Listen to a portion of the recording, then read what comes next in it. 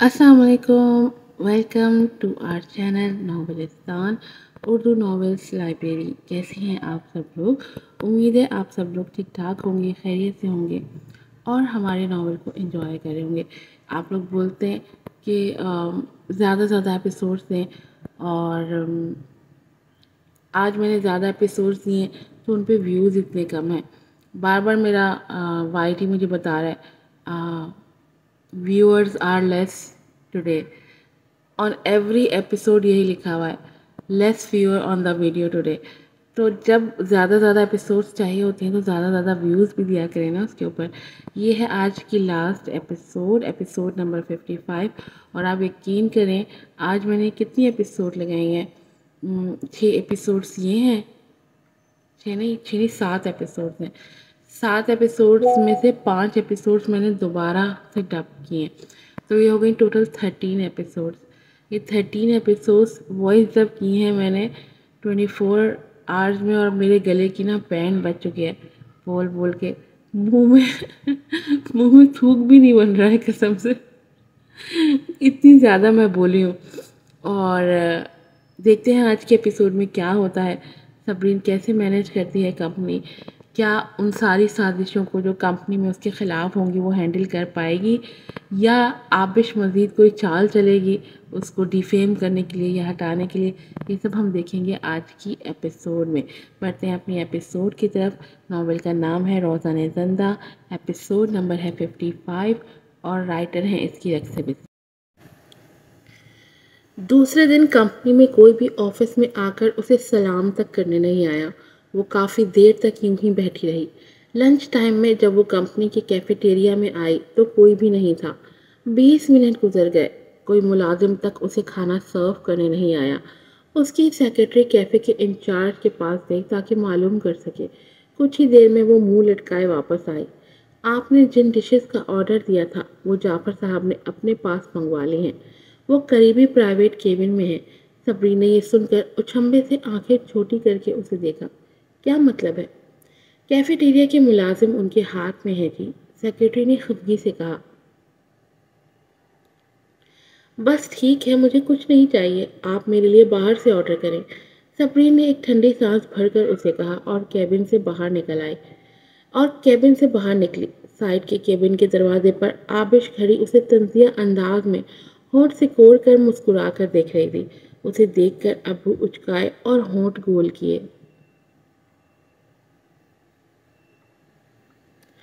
ओहो, चेयरवुमन यज़दानी साहिबा, ये पोजीशन कोई मजाक नहीं है। तुम इधर खाने के लिए आ तो गई हो, लेकिन लगता है किसी ने घास नहीं डाली। तो अब चेयरवुमन साहिबा बाहर से खाना ऑर्डर करेंगी। आहा, वो तंजिया हंसने लगी।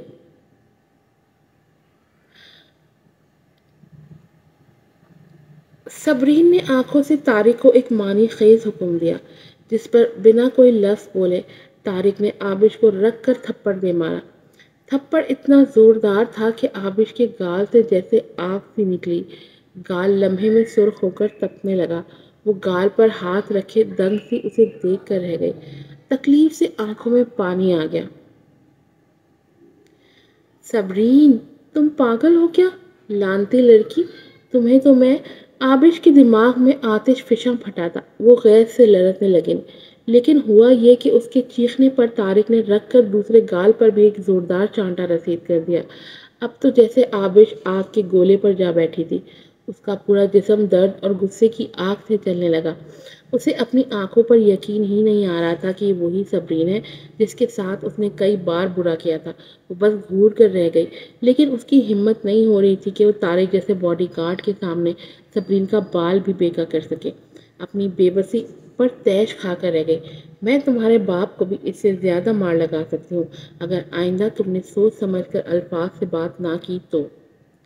मैं तुमको तब तक मारती रहूंगी जब तक तुम्हें अच्छी तरह सबक न सिखा दूं। इसीलिए बी केयरफुल डियर। दांत पर दांत जमाकर सख्ती से वार्न करती वो उसे अपने सामने से धकेलती आगे बढ़ गई। पीछे आबिश अपने जलते हुए सुर्ख गालों पर हाथ रखे उसे नफरत से घूरे गई। सबरीन यज़दानी, इंतज़ार करो, सिर्फ इंतज़ार करो। دیکھنا میں تمہارے ساتھ کیا کرتی ہوں۔ ایک دن آئے گا جب میں تمہیں اپنے ہاتھوں سے قتل کروں گی۔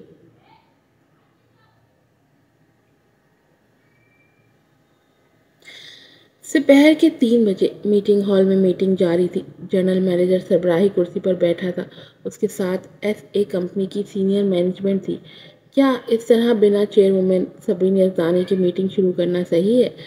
ڈپٹی مینیجر واسم اکرام کافی کنفیوز تھا۔ اسے صبرین یزدانی کو انفارم کیے بنا یوں میٹنگ شروع کرنے والا عمل اچھا نہیں لگا تھا۔ وہ کون ہوتی ہے ایسا سوچنے والی؟ وہ صرف ایک نا تجربے کار اور پاگل لڑکی ہے بس۔ آپ میٹنگ شروع کریں۔ جنرل مینیجر نے نخوت سے ناک سکوڑ کر ڈپٹی مینیجر کی شکایت ہوا میں اڑا دی اور جعفر کی طرف توجہ کی۔ کیا پراپرٹی ڈیولپمنٹ پروجیکٹ کے لیے ڈیکوریشن کمپنی کو حتمی شکل دے دی گئی ہے؟ ابھی تک نہیں۔ ان کمپنیز کی آفر کی گئی قیمتیں بہت زیادہ ہیں۔ میرے خیال کے مطابق کنسٹرکشن ٹیم سے پوچھ کر ہم یہ خود ہینڈل کریں۔ میں نے ابھی حال ہی میں کچھ نئے ڈیزائنز بنائے ہیں۔ آپ سب ایک نظر اس کو دیکھ کر فیصلہ کر سکتے ہیں کہ میری رائے قابل عمل ہے۔ آبش جو گالوں کی سرخی اور سوجن چھپانے کو ماسک سے آدھا چہرہ چھپائے ہوئے تھی، درد کو برداشت کرتے تفصیل سے اپنی رائے دی۔ جعفر کے ساتھ باقی سب ممبران نے توصیفی نظروں سے آبش کو دیکھا، جس پر آبش کی گردن اونچی ہو گئی۔ اس نے ڈیزائنز کا موٹا سب بلندہ اٹھا کر مینیجر کے آگے رکھا۔ یہ دیکھ کر سب ایک دوسرے سے اس کی تعریف کرنے لگے۔ یہ ڈیزائن تو بہت کریٹیو ہیں، زبردست، بہت اعلیٰ کام۔ کیا یہ آپ نے خود بنائے ہیں؟ یو آر امیزنگ، جنرل نے تعریفی کلمات کہہ کر ساتھ ہی سر دھنا۔ یہ پہلے والے ڈیولپمنٹ پروجیکٹ کے کمروں کے ڈیزائن سے بہت حد تک بہتر ہے۔ آبش یزدانی نے کافی لاپرواہی سے کہا، جیسے یہ ڈیزائنز بنانا اس کے لیے کوئی بڑی بات نہ ہو۔ کوٹیشن شیٹ بھی وہیں پر ہے، میں نے اس کا حساب لگایا ہے اور یہ 10 ملین سے بھی زیادہ سستا ہے اگر ہم کسی ڈیکوریشن کمپنی کی خدمات حاصل کریں۔ Miss Abish, you have done a great job. These designs must have taken a lot of effort. General manager نے توصیفی کلمات کہے۔ میں کئی راتوں سے نہیں سوئی، مسلسل ڈیزائن پر کام کیا ہے، لیکن کمپنی میں مجھے اپنا حصہ ڈال کر خوشی ہوئی، جیسے میری محنت وصول ہو گئی۔ اس سے پہلے کہ آبش اور بھی بڑھ کے مارتی، میٹنگ روم کا دروازہ دھاڑ سے کھول کر صبرین اور اس کے پیچھے طارق اور کچھ دوسرے لوگ اندر آئے۔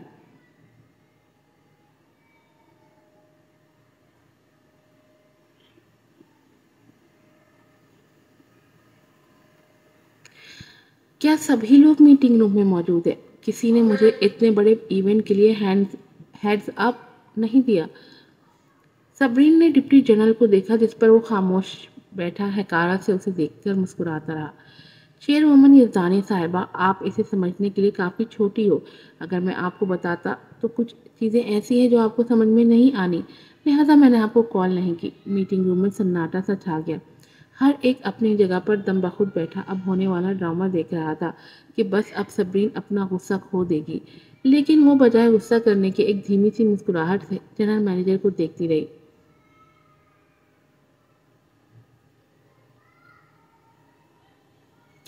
جنرل مینیجر، میں اس جگہ پر عرصے سے کھڑی ہوں، آپ کب راستہ بنانے جا رہے ہیں؟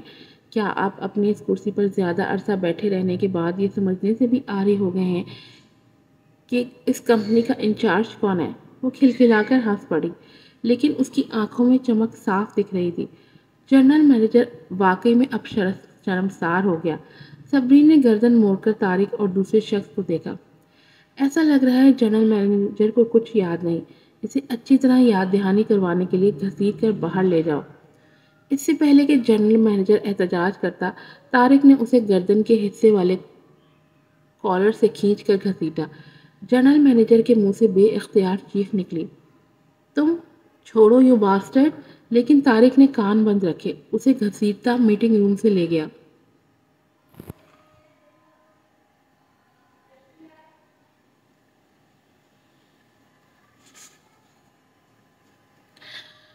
Let's continue the meeting. آپ لوگ کس موضوع پر بات کر رہے تھے؟ صبرین یزدانی نے دم سادے ممبران کو سر نظروں سے دیکھتے اور سپاٹ لہجے میں مخاطب کیا۔ اب وہ صرف چیئر وومن تھی، سخت مزاج چیئر وومن۔ ہم ڈیولپمنٹ پروجیکٹ کے لیے ڈیزائنز پر بات کر رہے تھے۔ عابش یزدانی کچھ ڈیزائنز لے آئی ہیں جو انہوں نے رات دن کی محنت سے بنائے ہیں۔ ہم سب ان ڈیزائن سے کافی مطمئن ہیں۔ یہ بہت اچھے نظر آ رہے ہیں۔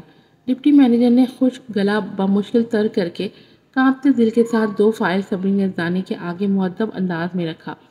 فائل صبرین کے ہاتھوں میں آتے دیکھ کر عابش نے چور نظروں سے اپنے باپ کو دیکھا۔ اس کا دل جیسے اتھا گہرائی میں ڈبکیاں لگانے لگا تھا۔ اندر سے وہ خوف سے دہل کر رہ گئی۔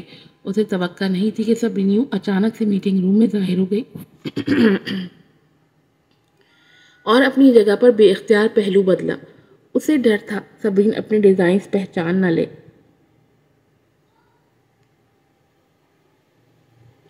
حالانکہ یہ کوئی مسئلہ نہیں تھا۔ اگر صبرین یہ دعویٰ کر بھی لیتی تب بھی کوئی اس پر اس کے پچھلے واقعے کی وجہ سے یقین نہ کرتا، کیونکہ اس کا ثبوت عابش اس کے کمپیوٹر سے مٹا چکی تھی۔ صبرین نے آرام سے فائل کھولی اور ڈیزائنز دیکھے، پھر طارق سے سرگوشیانہ کچھ الفاظ کہے جس پر طارق نے مؤدبانہ سر ہلایا تھا۔ سر ہلاتے ہی وہ باہر نکل گیا، جس پر عابش نے سکھ کا سانس لیا۔ وہ سمجھی مصیبت ٹل گئی۔ طارق کے جاتے ہی صبرین یزدانی نے بات جاری رکھی۔ ڈیزائنز بہت اچھے ہیں، لگتا ہے یہ آج صبح 1 بجے پرنٹ کیے گئے ہیں۔ عابش یزدانی، آپ یقیناً ان ڈیزائنز بنانے کے لیے کافی دیر تک بیٹھی ہوں گی۔ ہاں، عابش یزدانی صاحبہ نے کہا ہے وہ کئی راتوں کو سو بھی نہیں سکی ہیں۔ واقعی کافی محنت کی ہے۔ عابش یزدانی بہت محنتی ہیں۔ میٹنگ روم میں ایک دو نے عابش کے حق میں تعریفانہ جملے بولے، جس پر عابش کا سر فخر سے تن گیا۔ اس نے جان بوجھ کر آج صبح ہی ان ڈیزائنز کو دوبارہ سے 1 بجے کے وقت پرنٹ کروایا تھا۔ چیئروومن صبرین صاحبہ، میرے ڈیزائن دیکھ کر آپ کا کیا خیال ہے؟ اس نے صبرین کو دیکھا۔ صبرین خاموش رہی، جبکہ اس کے ہونٹ طنزیہ معنی خیز مسکراہٹ میں ڈلے۔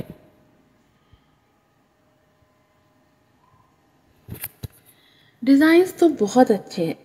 عجیب بات ہے کہ 1 مہینہ پہلے میں نے اپنا ہو بہو ایسا ہی ڈیزائن ڈرافٹ کھو دیا تھا۔ صبرین نے اپنے الفاظ توڑ موڑ کر اس تک پہنچائے جس کو وہی سمجھی تھی، اور اپنی جگہ پر دنگ رہ گئی جیسے سانپ سونگھ گیا ہو۔ لیکن اس کی بات سن کر باقی ممبران بھی دنگ رہ گئے۔ عابش جلد ہی سنبھل گئی، ایسے ظاہر کیا جیسے وہ یہ سن کر حیران ہو۔ اپنے منہ پر حیرت سے ہاتھ رکھ دیا۔ آپ کا یہ مطلب تو نہیں کہ میں نے آپ کو کاپی کیا ہے، یہی نا؟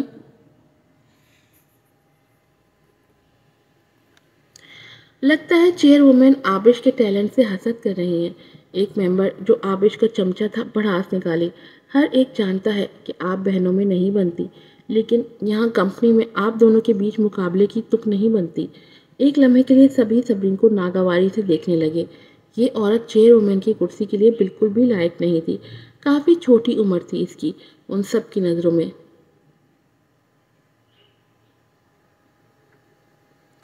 مانتی ہوں آپ میں سے کوئی یقین نہیں کرے گا۔ صبرین نے پرسکون سانس ہوا میں خارج کر کے انہیں دیکھا۔ خوش قسمتی سے میں اس کو 20 دن پہلے ہی پولیس اسٹیشن میں رپورٹ کروا چکی ہوں۔ میں نے اپنی اصلی ڈیزائنز کا ڈیٹا پولیس اسٹیشن پر جمع کروا چکی ہوں۔ ان لوگوں نے کیس ریکارڈ پر رکھا ہوا ہے۔ ساری بات آئینے کی طرح شفاف ہو جائے گی جب وہ چیک کریں گے۔ اس نے اطمینان سے کرسی سے ٹیک لگا کر ایک ہاتھ میں تھامی پین کو فائل پر رکھ کر ہاتھ آپس میں الجھا کر سب کو مطمئن نظروں سے دیکھا۔ سب اس کی بات سن کر ششو پنج میں پڑ گئے اور بے اختیار الجھی نظروں سے عابش کو دیکھا۔ جعفر کی غصے سے پیشانی کی رگیں تن گئی تھی۔ عابش نے بے اختیار ان کا ہاتھ ٹیبل کے نیچے سے تھاما۔ اس کا ہاتھ کپ کپا رہا تھا اور وہ ٹھنڈی پڑ چکی تھی۔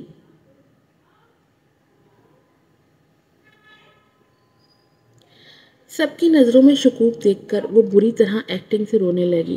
کپ کپاتے لہجے میں بمشکل الفاظ ادا ہونے لگے۔ میں صرف ایک عام سے ڈیزائنر ہوں۔ میم، آپ کیوں مجھ پر خواہ مخواہ الزام لگا رہی ہیں؟ میں نے یہ ڈیزائنز کافی عرصہ پہلے مکمل کیے ہوئے تھے، صرف پرنٹ آج نکلوائے ہیں۔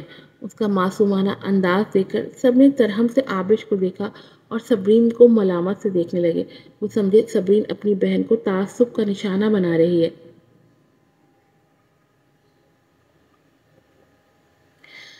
صبرین نے فائل سے ایک ڈیزائن ڈرافٹ نکالا اور پوچھا، بقول تمہارے کہ میں تم پر الزام لگا رہی ہوں اور پھنسا رہی ہوں، تو ٹھیک ہے، اب جب کہ یہ تمہاری طرف سے ڈیزائن کیا گیا ہے، تم کو گھر کی ٹائپ اورینٹیشن کا تو پتہ ہوگا کہ اس کے کتنے فلورز ہیں، کتنے بلاکس ہیں اور یہ کتنا بڑا ہے۔ اس کی مستحکم لہجے اور مضبوط آواز گونجی تو آبش کے اوسان خطا ہو گئے، لیکن کافی دیر خاموش رہنے کے بعد اپنی عزت بچانے کی آخری کمزور کوشش کرنے کے لیے تکا لگایا۔ اس کے 7 فلورز ہیں، ان کا رخ شمال کی طرف ہے اور وہ جنوب کی طرف کھڑے ہیں۔ آواز لڑکھڑا رہی تھی۔ اس کی بات ختم ہوتے ہی کچھ تجربے کار ممبران نے اچھمبے سے بھویں اٹھا کر دیکھا۔ یہ وہ کیا سن رہے تھے؟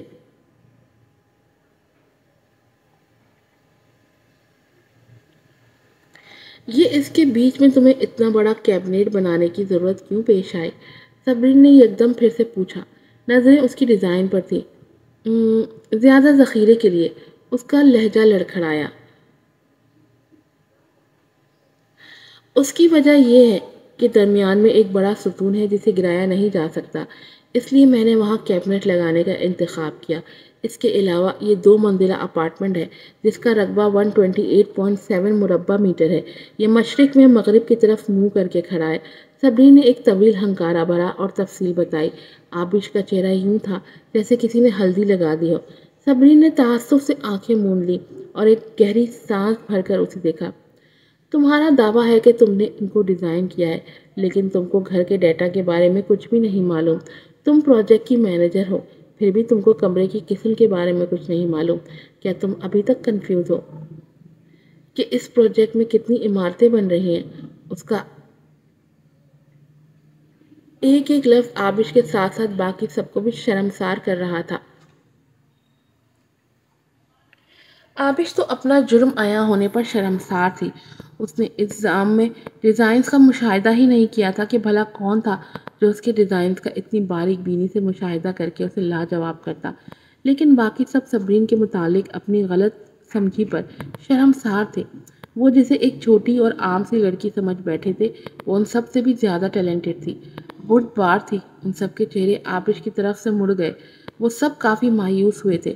آبش کو کیا سمجھے تھے اور وہ کیا نکلی تھی۔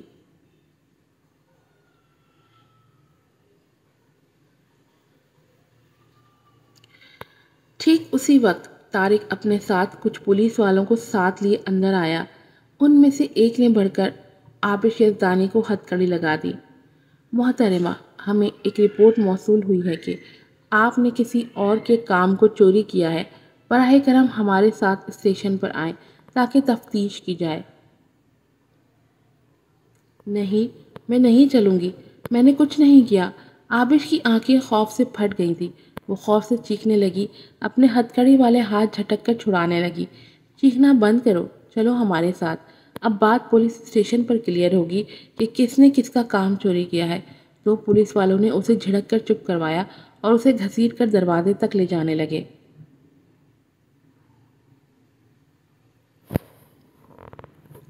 دیکھو، مجھے پھنسایا جا رہا ہے۔ یقین کرو، میں نے کچھ بھی نہیں کیا۔ کچھ نہیں کیا، کسی کا کام نہیں چرایا۔ چھوڑو مجھے، چھوڑو۔ لیکن اس کے احتجاج اور چیخوں کی پرواہ نہ کرتے پولیس والے اسے دھکیلتے لے گئے۔ جیسے ہی اس کی چیخوں کی آواز مدھم ہوئی، صبرین نے مینیجر کو دیکھنے کے ساتھ میٹنگ روم کے سب ممبران پر گہری نظر ڈالی، جس پر شرمسار ہو کر سب کی نظریں جھک گئی۔ تو جنرل مینیجر صاحب، میں نے سنا ہے کہ وہ آپ ہی تھے جنہوں نے آبش یزدانی کو اس پوسٹ پر مقرر کیا تھا۔ مجھے واقعی آپ کے فہم اور کمپنی کی قیادت کرنے کی صلاحیت پر شک ہو رہا ہے۔ اگر چیئروومن کو میری قابلیت پر شک ہے تو بلا جھجک مجھے نکال سکتی ہیں، جنرل نے بدتمیزی سے کہا۔ وہ سیدھا اس کی آنکھوں میں آنکھیں ڈالے گھور رہا تھا۔ اسے یقین نہیں تھا کہ صبرین کو اسے نکالنے کی ہمت ہوگی۔ اگر وہ اسے نکالتی ہے تو بورڈ آف ڈائریکٹرز اسے بخش دیتا کیا؟ ایسا کیسے ہو سکتا ہے؟ جنرل مینیجر نے کمپنی کی کارکردگی میں ماشاءاللہ کافی اضافہ کیا ہے۔ میں آپ پر یقین رکھتی ہوں۔ صبرین نے اچانک مسکرا کر اپنی ٹون بدل دی۔ یہ میٹنگ آپ کے حوالے کر دی گئی ہے۔ بات ختم کرتے ہی وہ میٹنگ روم سے پروقار چال چلتی نکل گئی۔ जनरल मैनेजर की नज़रों ने नागवारी से उसका पीछा किया। ये कौन होती है ऐसा कहने और फैसला करने वाली? क्या वो उससे ज़्यादा तजुर्बेकार थे क्या? सबरीन के जाते ही मीटिंग रूम में दरवाज़ा धार से खोलती एक मोटी खातून गुस्से से फूं फां करती आई और आते ही जनरल मैनेजर को रख कर थप्पड़ मारा। हरामजादे, कुत्ते नासूर कहीं के, तुम्हारी इतनी हिम्मत के बाहर मुआशकी करते फिरो। आज तो मैं तुम्हें छोड़ने वाली भी नहीं हूँ। ये उसकी बीवी थी। अगर मैं तुमसे शादी ना करती तो क्या तुम ऐसे कंपनी में जगह बनाने के काबिल होते? बोलो मक्कार आदमी। अब जबकि तुम कंपनी में जगह बना गए हो तो समझ रहे हो मैं बुढ़ी हो गई हूँ और तुम्हारे लिए दिलचस्पी खो चुकी हूँ। मैं भी देखती हूँ कैसे तुम अपने मौज के जारी रखते हो। सारी मीटिंग रूम में जनरल मैनेजर की धुलाई पर खींची होने लगी। असल में तारिक ने सबरीन के कहने पर जनरल मैनेजर के मुआशके की एक वीडियो क्लिप उसकी बीवी को भेज दी थी, जिस पर उसकी बीवी, जो अमीर ख़ानदान और असर रसूख वाली थी, जिसकी वजह से ही उसका शौहर आज ऐसे कंपनी का जनरल मैनेजर था, गुस्से में भरी ऑफिस आ गई थी। और जब पता चला कि मीटिंग चल रही है तो वो वहीं बिना किसी का ख्याल किए इधर आ गई और अब उसकी सबके सामने दुर्गत बना रही थी। आज की एपिसोड यहीं पर ख़त्म होती है। अब मैं आप लोगों से कल मिलूंगी नई एपिसोड के साथ। अस्सलाम वालेकुम।